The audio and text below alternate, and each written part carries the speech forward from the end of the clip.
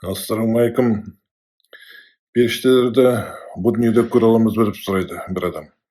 Иә, көре аласыздар, бірақ асықпаңыздар. Өйткені періштелер сіздің өміріңіз бітіп, ажалыңыз тақаған кезде сіздің жаныңызды алу үшін келеді. Сол кезде әр адам періштелерді көреді. Сондай-ақ кішкентай балалар 2-3 жасқа дейін де періштелерді көреді. Өйткені кішкентай балаларға қарап отырсаңыз, ол аспанға қарап, бір көрінбейтін бірдеңенің артынан қарап отырады бүйтіп былай. Солар как раз періштелер болуы мүмкін, немесе жындар болуы мүмкін. Періштені де жынды да көреді кішкентай бала, кішкентай кезінде.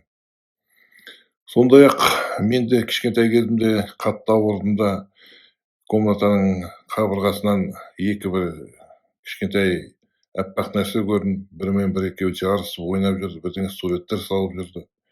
Қазір ойлап отырмын, ол да періштелер болуы мүмкін деп. Сондай-ақ 2020 жылы менің әйелім 3-ші бала тапты. Сол кезде табар кезде коронавируспен ауырды да изоляторға түсті. Сонда кесарево сечениемен босанды. Кесарево сечение жасайтын кезде комнаттың ішіне көзі үлкен періштелер толып кетті дейді. Сосын жаман қорықтым дейді. Менің жанымды алуға келеді екен, өлетін болдым дейді. Бірақ аман-есен қалғаннан кейін үйге келгеннен кейін менен сұрады, мен жауап бердім оған, әйеліме. Мүмкін Алла тағала сені мен менің қызымды әдейі жындардың аман-есен алып қалу үшін періштелерден жіберген шығар деп. Өйткені мына кесарево сечение жасағаннан кейін мына жын шайтандар әйелдердің ішіне кіріп кетеді.